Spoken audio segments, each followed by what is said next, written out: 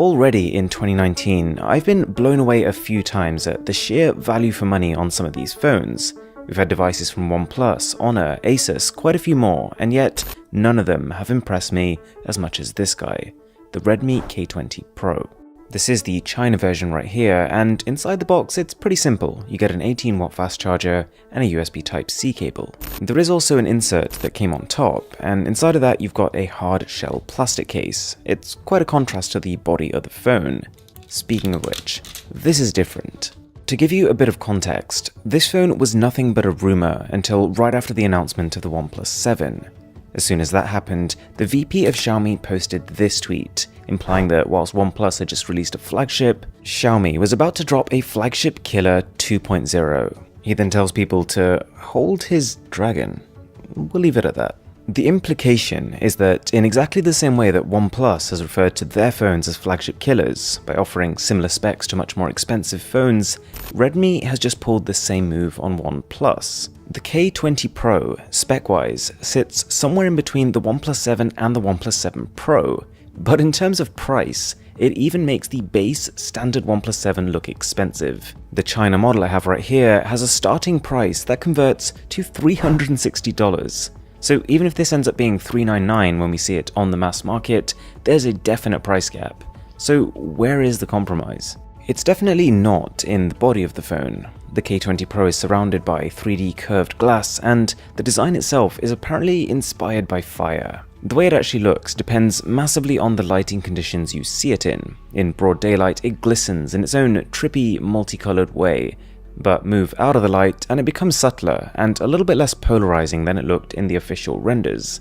I like it. There is a definite illusion of depth, and it doesn't look as cheap as I was worried it might. Not to mention, that pop-up camera has LED lights built into it. That is a massive power move, and also allows the ring on top to double as a notification LED. I would say it's not as useful as having one on the front of your phone, because it does restrict what angles you can actually see it from, but nonetheless better than not having one. Oh yeah, and the phone has a headphone jack. Now, in a lot of ways, this device is a very direct competitor to the OnePlus 7 Pro, and so it makes sense to review it in relation to that. Both have identical large 4000 mAh batteries with the capability to charge at a similar rate, although for some reason in the box itself it only comes with an 18-watt charger. They're also both equipped with really good optical in-display fingerprint scanners, although OnePlus's is on average a fraction faster. Even the camera arrangement looks almost copy and pasted. With both you have a pop-up front camera and this vertical triple camera setup on the rear, with one main camera, one ultra-wide, and one telephoto lens. But there is more than meets the eye. For starters, this phone really makes you appreciate what a great job OnePlus has done with the speed of the pop-up. There's a pretty reasonable time lag here when opening the one on the Redmi, although closing it is better. In terms of selfies, it's good. Compared to the back camera, shots look a little bit washed out, but it feels intentional, as it's more flattering on people's faces. They've added a mini panorama feature that lets you quickly tilt your phone around and capture a much wider selfie, almost simulating having an ultra-wide lens on the top. It is super simple, but super effective. As for the primary cameras on the back, while both are using the same 48 megapixel sensor, a combination of OnePlus's larger aperture and two very different image processing algorithms does mean that for the same photo, you can still get two very different results. If you move to an extreme scenario, the Redmi does fall behind in dynamic range, but for the price, they've knocked it out the park. The K20 Pro also has a 2x telephoto camera, and it's serviceable, it just won't look great if you want to digitally zoom further than that. Then there's the ultra-wide, which has a completely different story. It's got a mega field of view, making even objects that are pretty close to you look distant, which in this case is a good thing. I was relieved when it came to video. It's one of those areas where corners are often cut, but in this case you can still record 4K video at up to 60 frames per second, and it's pretty crispy. In fact, just to see if you'd notice, I actually recorded one of the earlier clips in this video on that phone. Not bad. Night mode is definitely on the noisy side, although because this is early software, it's very possible you could see an improvement.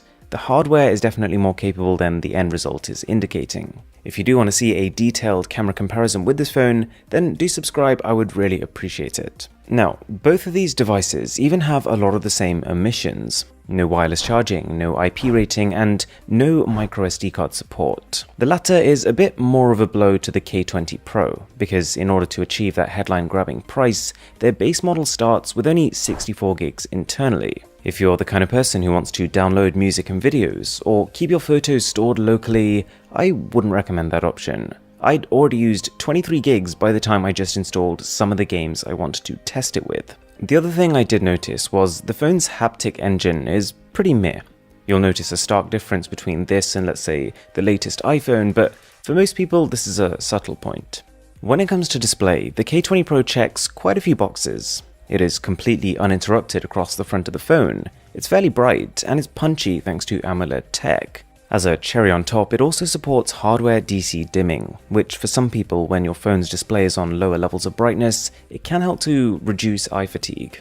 However, it's not really comparable to the OnePlus 7 Pro in terms of resolution, refresh rate, or that phone's ability to support HDR10 plus content, and falls much closer to the 7. But it's easy to forget that that in itself is an achievement. The Redmi K20 Pro is so good in so many ways that a lot of the time it doesn't even register how cheap it is. And for me, that is exactly what a flagship killer should be. It's using Gorilla Glass 5, so not the absolute latest and greatest, but up there with the likes of OnePlus. Worth noting is that audio is a little muffled compared to some of its dual speaker counterparts. In fact, a lot of those phones use the earpiece just to handle higher frequencies, and so because this phone doesn't do that, its overall pitch is a little lower, but the volume is equivalent because it does have a really large sound chamber. The phone is powerful.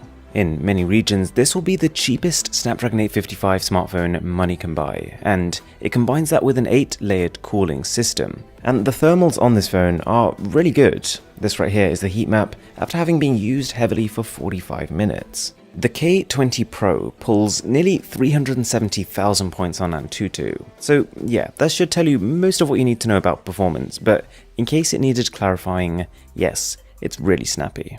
The software, MIUI 10, is no match for this kind of hardware. Every animation feels fast and uninterrupted, and I really like the visual overhaul compared to MIUI 9. I've said this before, but the navigation gestures here are some of the easiest and the most intuitive, and it's great to see that the phone's Android Q beta build has already been released.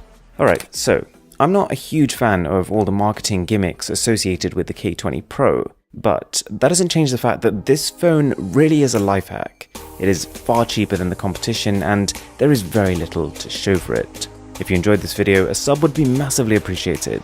My name is Aaron, this is Mr. Who's the Boss, and I'll catch you in the next one.